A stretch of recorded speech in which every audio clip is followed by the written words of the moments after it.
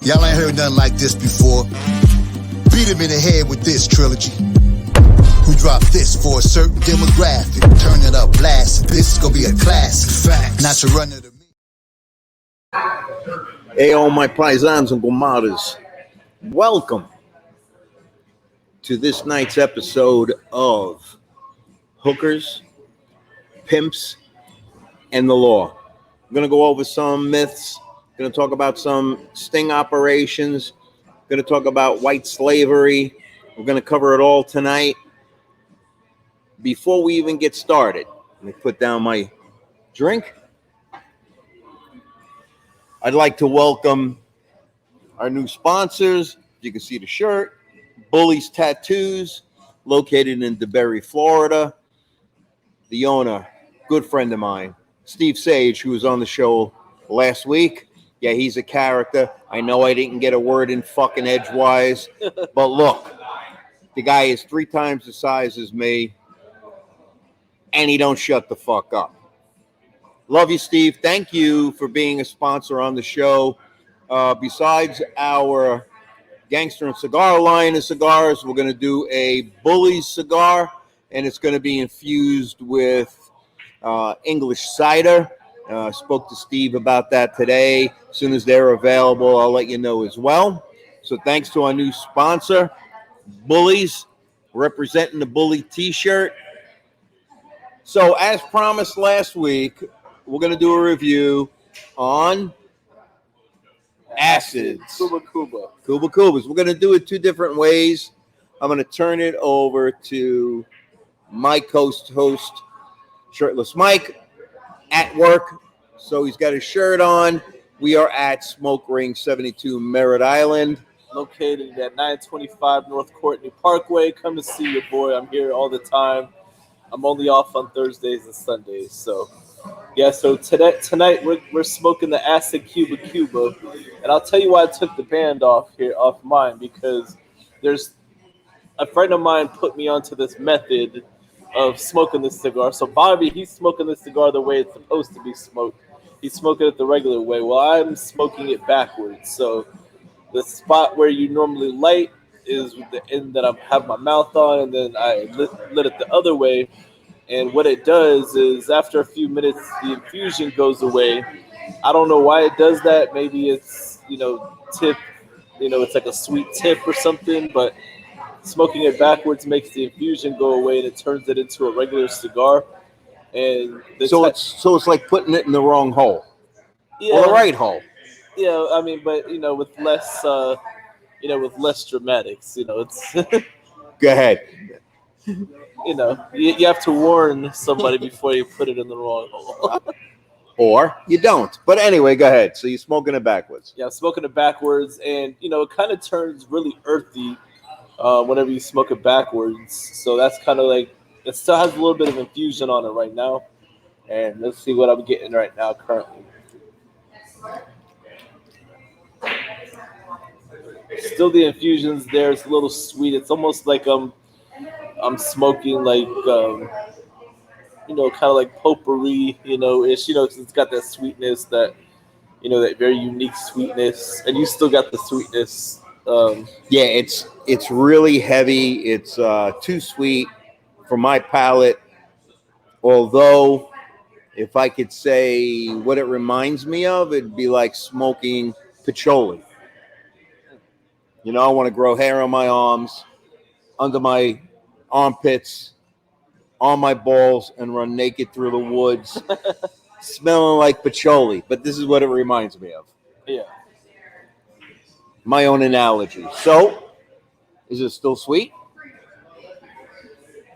The sweetness has officially went away. Really? So it doesn't take too long. It just takes a couple of minutes. But smoking it backwards, and actually, so I've smoked them backwards before, and it kind of messed up. But now, see, it's burning okay for lighting it the wrong way. But all the flavor is absolutely in the beginning. It's still sweet. I don't taste it going away. It's definitely an infused cigar that is infused throughout. I don't know what the logic is smoking it backwards and going away, unless everything is in the beginning of the cigar. Yeah, possibly. That'll be my reasoning, but it's getting a little bit spicy now. The earth is still there, but the infusion went away. The sweetness. It's a huge selling cigar. Am I correct? It's the number one selling cigar in the world. That's crazy, man? Crazy. I've got some buddies that smoke them. I could never get used to them only because they're so sweet. But maybe after actually finishing one, I never actually finished one. So I've always smoked them for a little bit and then said I can't do them anymore. So I'm going to attempt to smoke the whole cigar tonight and see if that changes for me. But again, yeah, if I were to say what it tastes like, usually like, leather and woodsy. It's patchouli. I don't know if I'm just, sometimes you can smell something, but then you think you taste it. That's what I'm getting. It's like I'm smelling patchouli. So to me, it tastes like patchouli.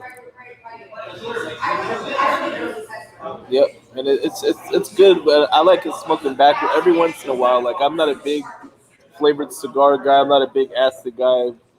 I can't, on less than one hand, how many times I smoke a flavored cigar in a year, which is not very much. But sometimes it's good to branch out and just smoke something completely different. That is not in your wheelhouse. We all smoke what we want to smoke every single day. So something that's not in your wheelhouse. It's definitely not, but see, like to me, this would be like a dessert cigar. Yeah. If I was going to smoke a flavored cigar, I'd smoke a Tobacco Special. Those are nice. Or that's really good, man. Or one of our that's different though. That's with with rum. That's a little bit different. It's not like and it's not infused throughout. Yeah, so these are not you still taste cigar. Right. It's I'll do the Gangsters and Cigars cigar all the time because it's infused with rum. It's completely different. Absolutely. Shameless plug. Gangsters and Cigars. You got to try them. Was at a festival this weekend in St. Augustine and sold every stick. So hopefully that's going to take off. They're going to be exclusive here at Smoke Rings, or you can hit either Mike or I up on our page. But for now, let's get back to the acid before we talk about tonight's episode. Still there? Yeah, it's starting to fall apart on me now. I don't know. Probably yes, it is. Probably because I'm smoking it backwards, but it's not to say that's not everybody's experience when it comes to smoking acids. It's just I don't think people buy them to smoke them backwards. Yeah. But like we told our fans and fam out here, we were going to try it a different way. I have a little bit of baking spice now that I'm getting. No, yeah, I get that. Yeah, definitely a dessert cigar. Like I could see smoking this with a cappuccino after a nice meal. I don't think I could do this every day as a go-to cigar. Yeah. It's just too sweet for me. Yeah, same here. Yeah, but I sell a lot of these, so people like them. No, everybody. I knew it was a huge selling cigar. Didn't know it was number one. So props to being the number one selling cigar.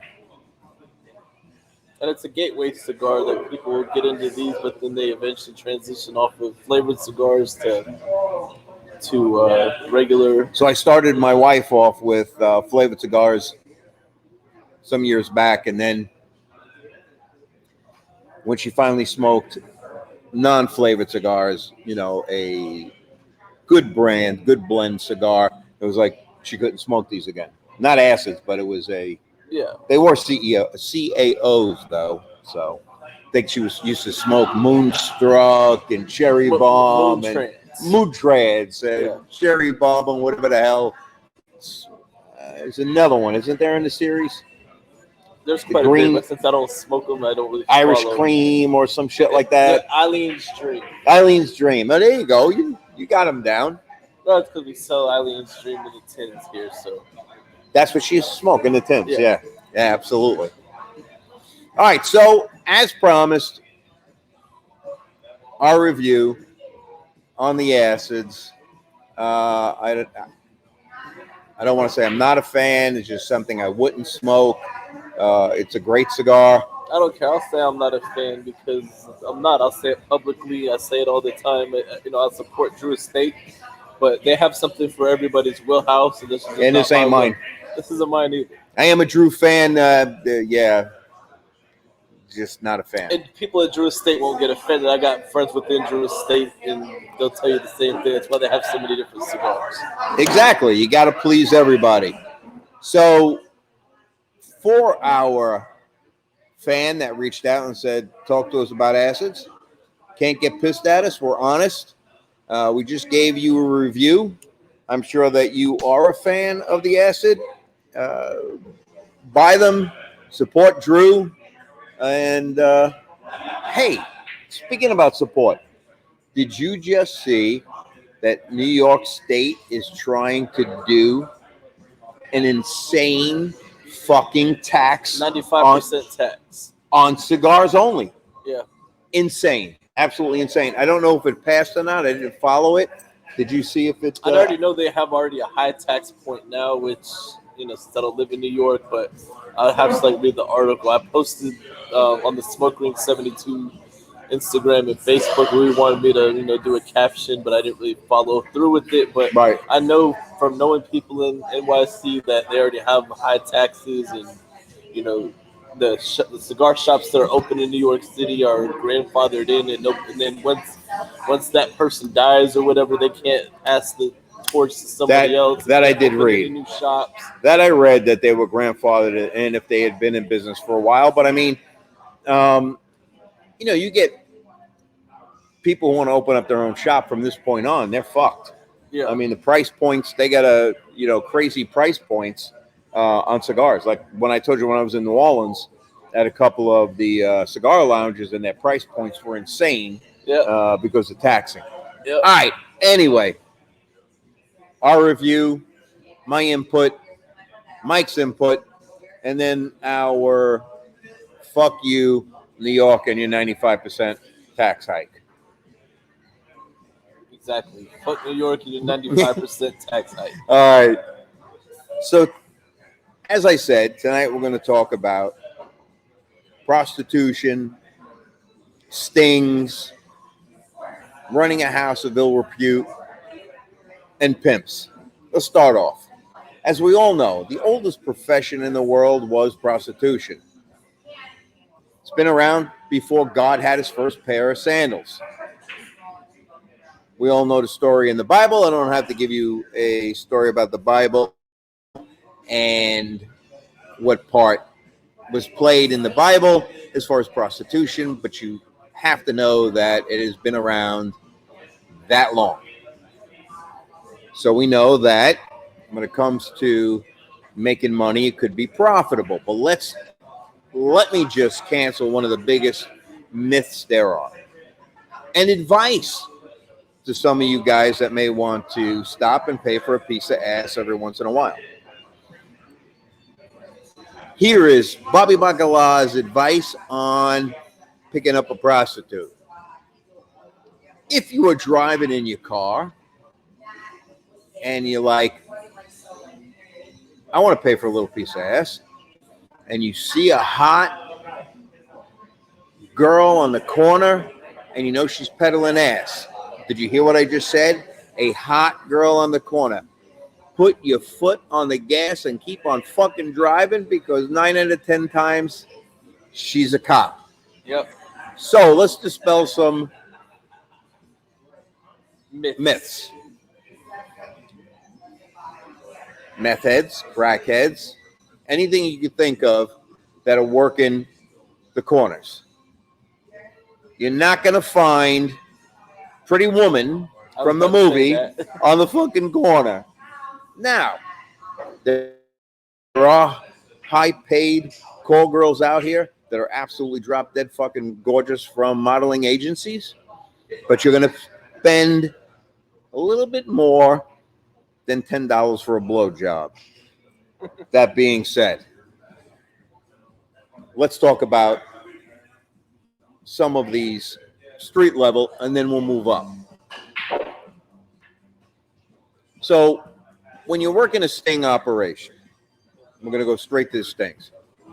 And law enforcement will put out a bait or a undercover female officer.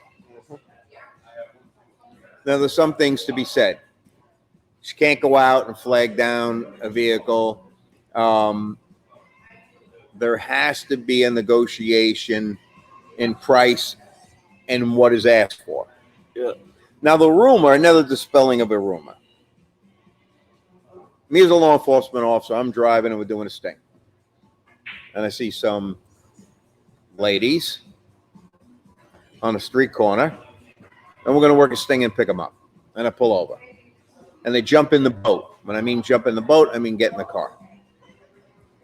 And the first thing they say is, you got to tell me if you're a cop.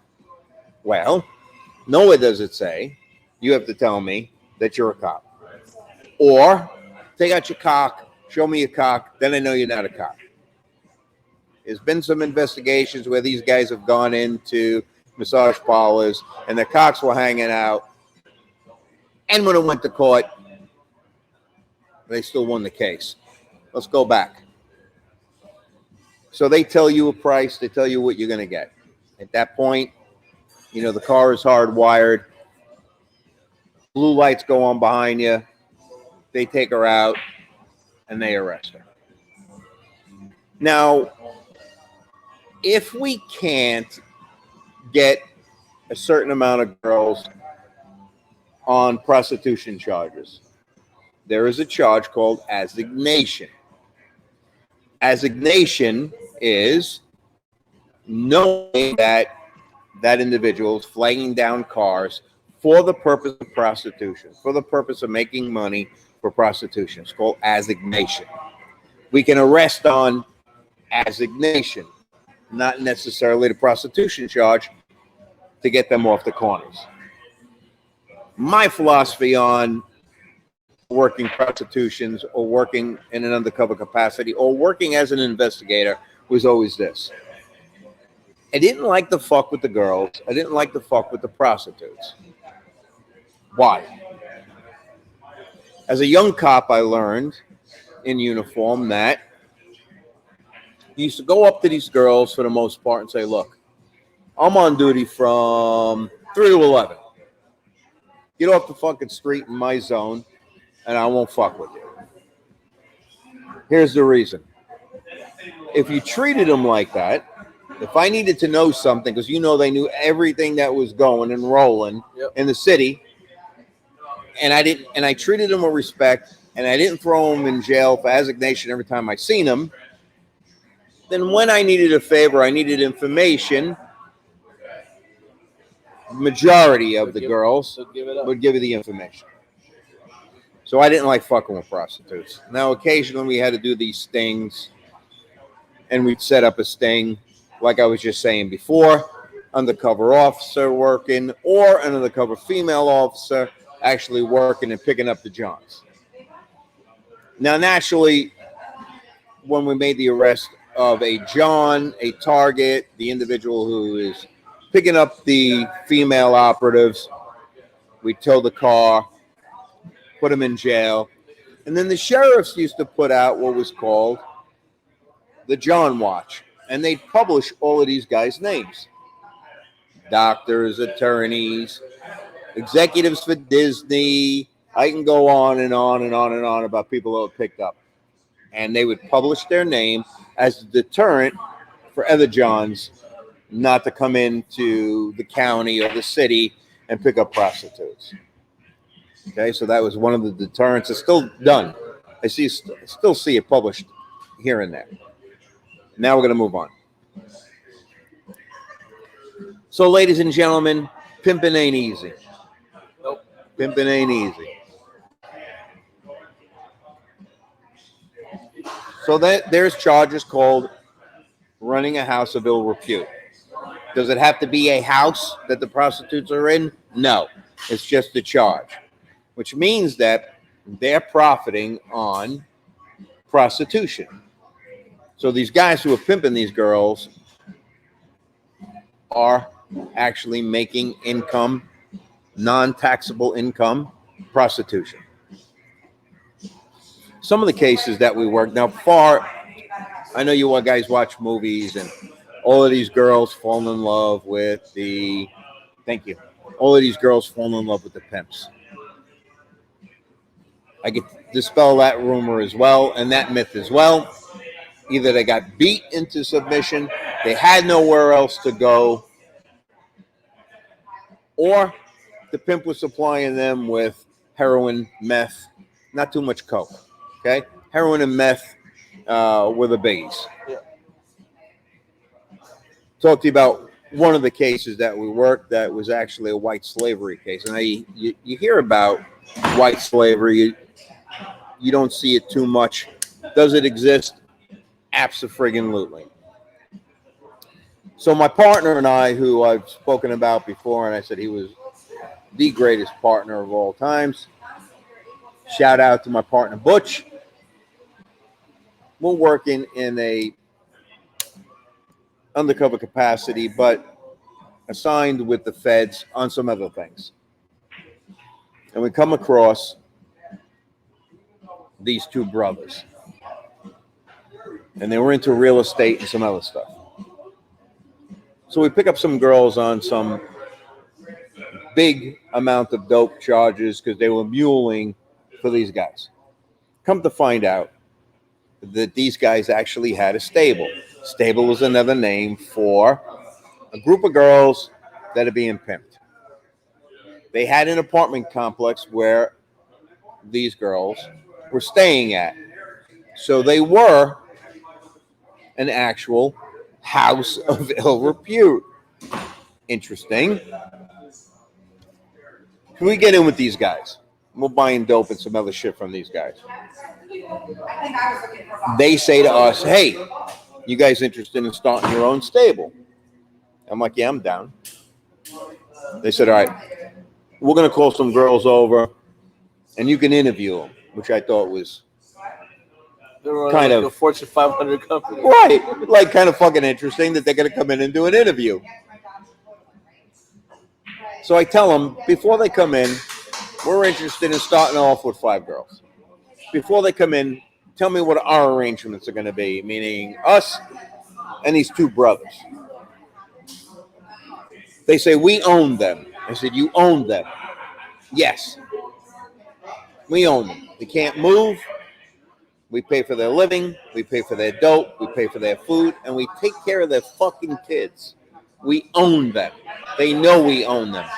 I said, that's interesting. Interesting way of putting it. I said, but you don't mean that figuratively. And they said, yes, we do. We own them. Okay. Make a phone call. We're going to meet back tomorrow night. They give us this book. And in the book are Polaroid pictures of the girls that they own. They say, pick 5. They say, now some of them are top sellers, which is going to cost you more. But pick 5. Go through the book, we pick 5. One at a time, we're in these guys' office, real estate office, and these girls are waiting to come in. So they come in. They come in. They get naked. They do the runway turns. They tell us what they'll do, what they don't like to do. At the end of the day, we didn't give a fuck what they like to do, what not to do, because that's how we spoke to them. Out they go. In comes this young girl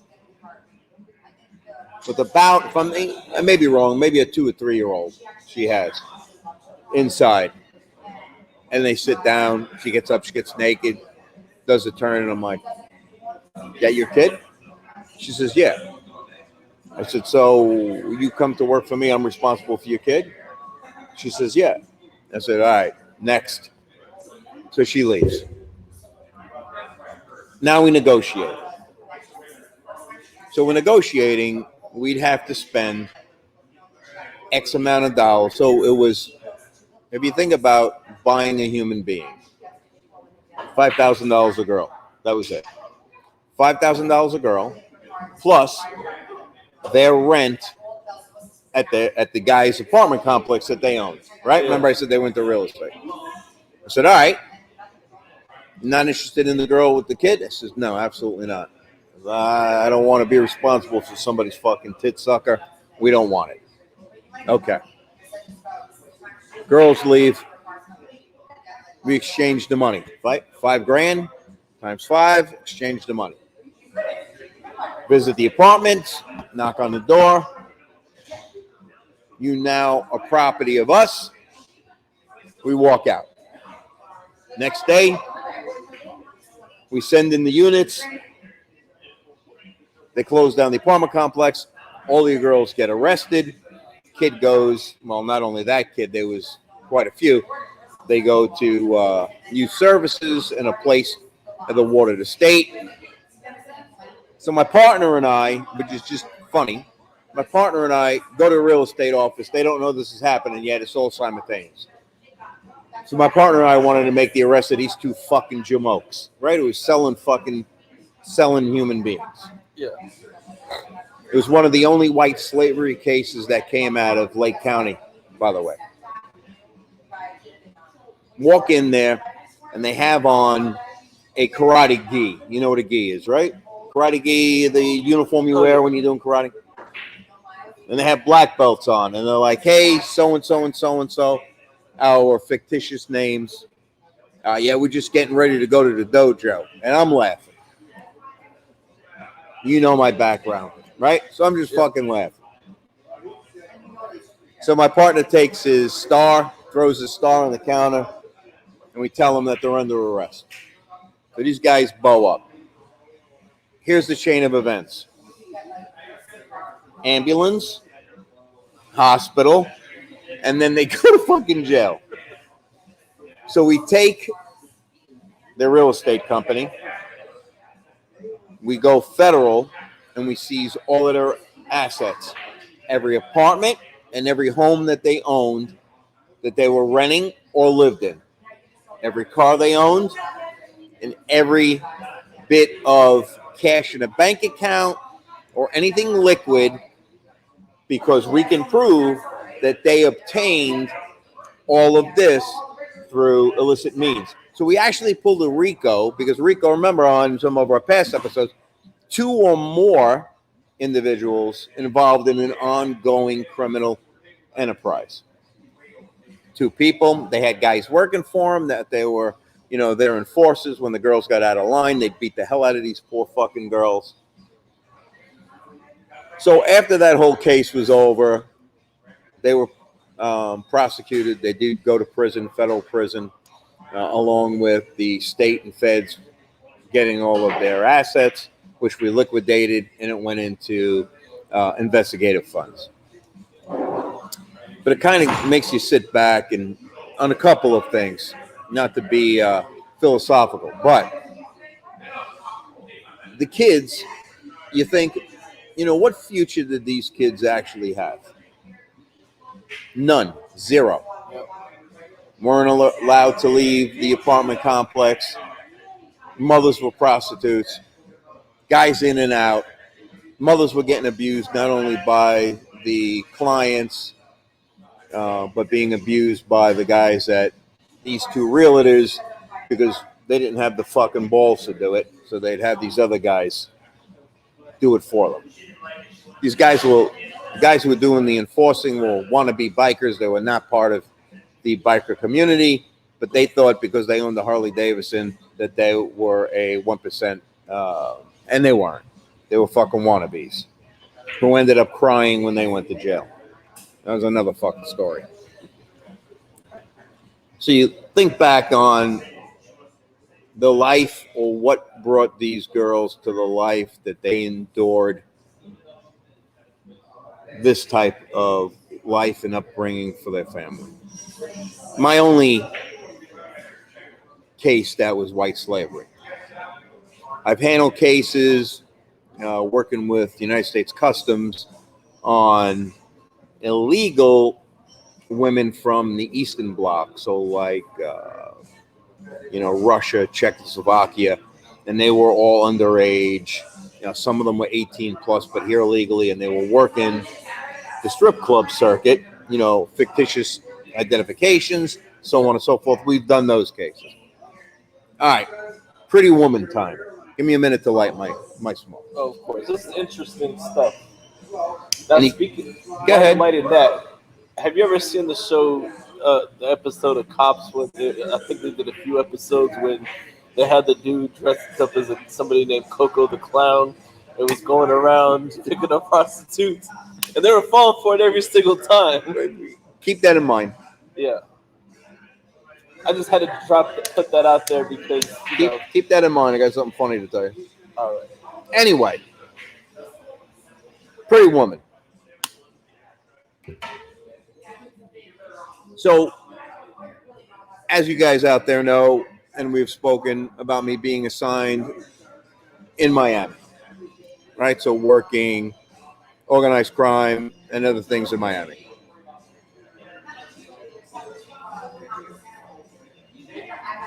A lot of times when you're dealing with multi-million dollars or so of dope and other items, we bought guns and everything, whatever you can imagine, stolen cars, whatever you can imagine.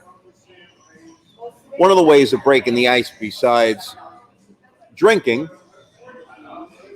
was them providing prostitutes. So now we're talking Miami, where these call girls would show up, drink with you, have dinner with you.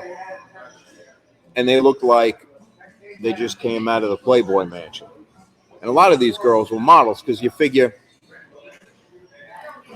if she can make $5-10 grand a night, as opposed to working in Starbucks or working anywhere else, and these girls are making all of this money, and some of the girls will some of these girls lived in fucking condos and apartments that overlooked the beach, and drove cars that I could still not even afford a hubcap on. Okay? They were well taken care of. But the money and the stakes were totally different. And they didn't do anything you wanted to do. They did X, Y, and Z, and X, Y, and Z only, period. And if you got out of line, the guy waiting in the car for them to drop them off and pick them up, or if they got, let's say, in a position where they needed help, these guys that would show up, some of the Russian mob and everything else, you didn't want to fuck with these guys on a good day, let alone on a bad day. So yeah, those prostitutes, at the end of the day, they're still prostitutes. They want to call themselves a out service or call service. At the end of the day, they're still a prostitute, but a far cry from, the meth head or the crackhead who has 2 teeth in a mouth and, we'll give you head for $5. Yeah. Funny story on that. So one of my partners happened to be my nephew, who I said is a Fed now. He gets this fucking hooker in the car, and she's nothing but a crackhead. And she says to him, she goes, "I suck your cock for a piece of chicken." And it's like the funniest fucking lines. And we're dying, man. We'll listen to The Wire in the car, right? And we're fucking dying. No money, a piece of chicken. How the fuck do you arrest this? Is it still, I'll do this or that for a amount of money or yeah, but it's like, it was too fucking funny. So he had he's like, just, and I don't even know if she's still alive. It's like, just get out of the car. It was the funniest fucking thing in the world. All right, back to the clown thing, right? Yeah. Gonna get off prostitution for a minute, only because he brought up the clown thing, and that's a classic. So once a year, we used to do a roundup of all of the most wanted in the area. One year, we get this sitting around the office and we go, what the fuck are we going to come up with? So we call it Operation Santa. And we all get the Santa hats and we have our badge airbrushed on the white part of the Santa hats. One guy is dressed up in a full Santa outfit. And we're going, taking down people and running and jumping at people. Our buddy in particular in a Santa fucking outfit, rolling in the street in a Santa outfit, making arrests. So we're gassing up all our cars. We got our Santa outfits on, you know, our vests, tactical vests and shit. Fucking ARs drooped to the side and whatever. At the top of the fucking list walks this guy.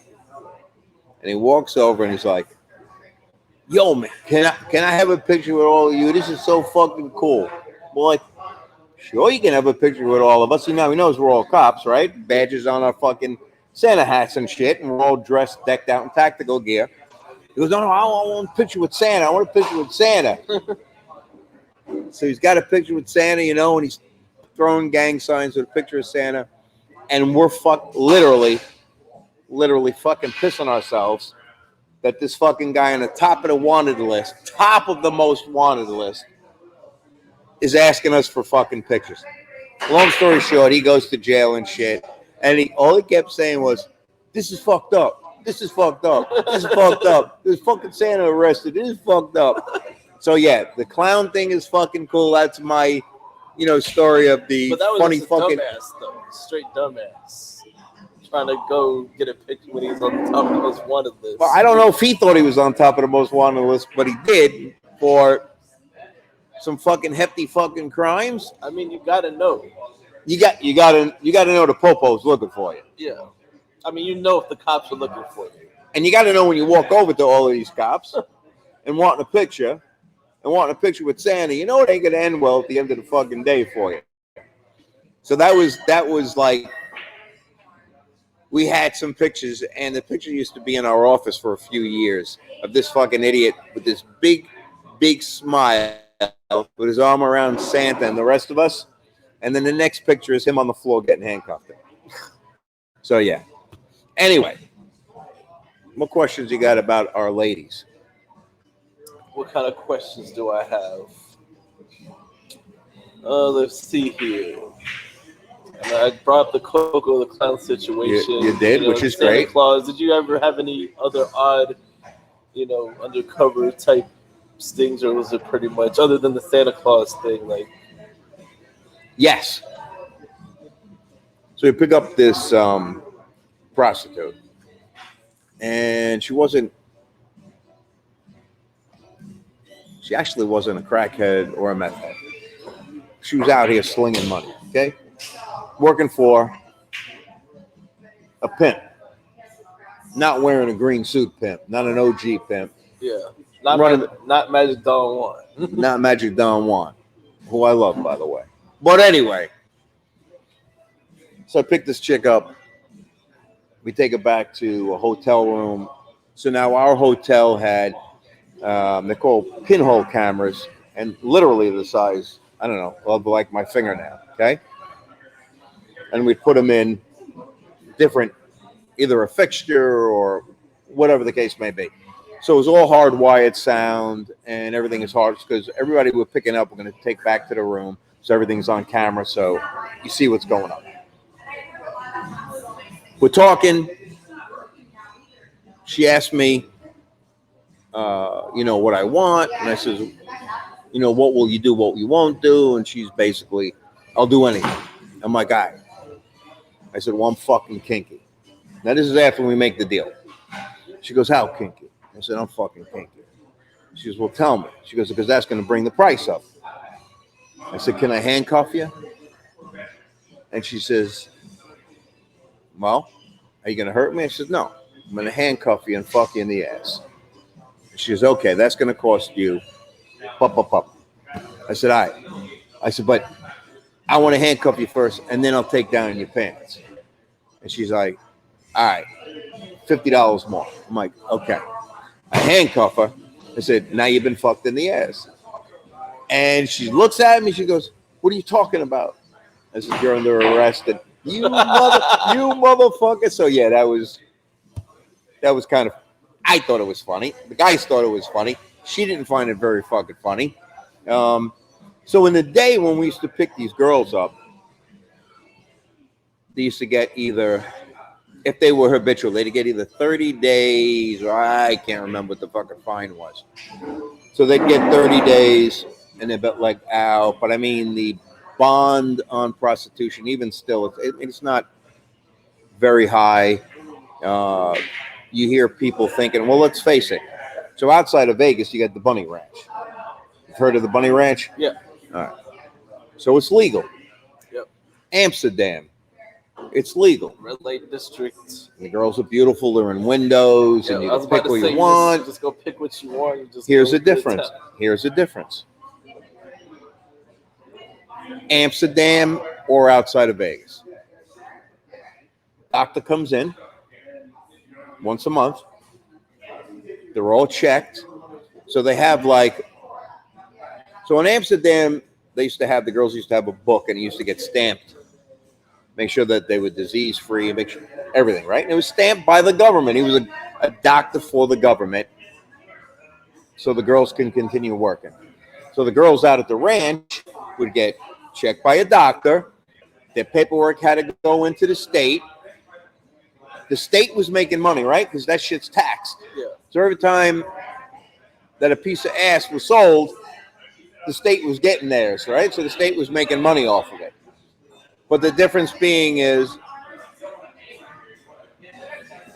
the worry about getting some type of disease is diminished a little. Not saying that they could have something else in court at that time, but in fact that they're checked by a doctor. Same thing in Amsterdam, because the government's making money off of it.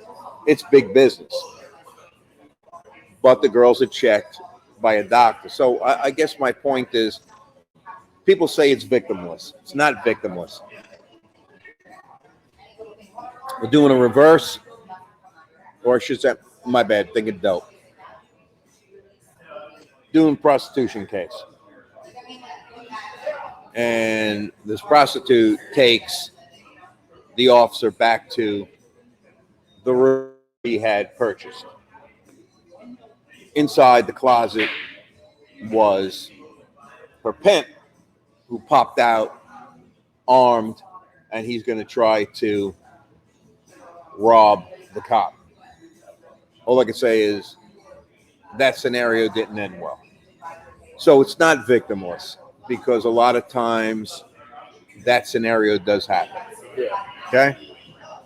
Besides the fact that if it's in certain communities, is it victimless if they're working the streets? Not necessarily, because now we're talking about them also slinging dope for the pimps and so on and so forth.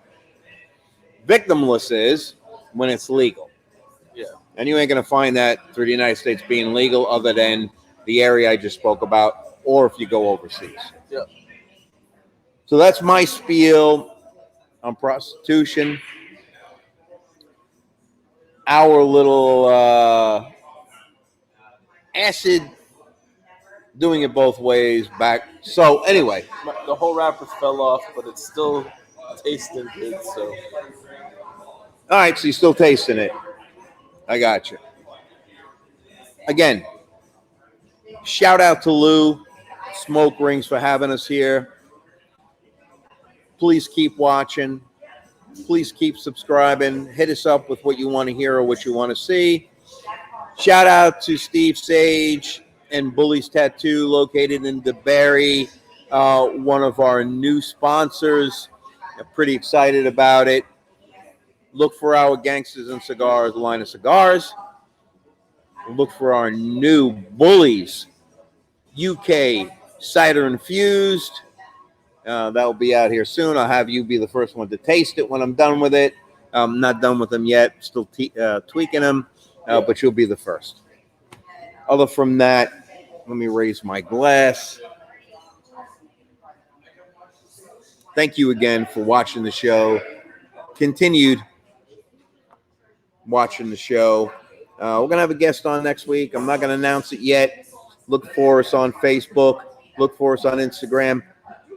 Mike is also going to put this on where you could just listen to it in the car. You don't have to just watch us, but you'll be able to listen to us. I've had quite a number of people say, hey, we like to listen as we're driving in the car. Can't do that right now. Mike's going to set that up when he has a couple minutes of downtime and he's not slinging sticks here at Smoke Rings or his own show that Mike has as well. But from that, God bless. Be safe. Don't get caught up by Johnny Law. Keep smoking them sticks. Keep asking those questions. I'll end it the way I always do. You could either be seated at the table or you could be on the menu. God bless.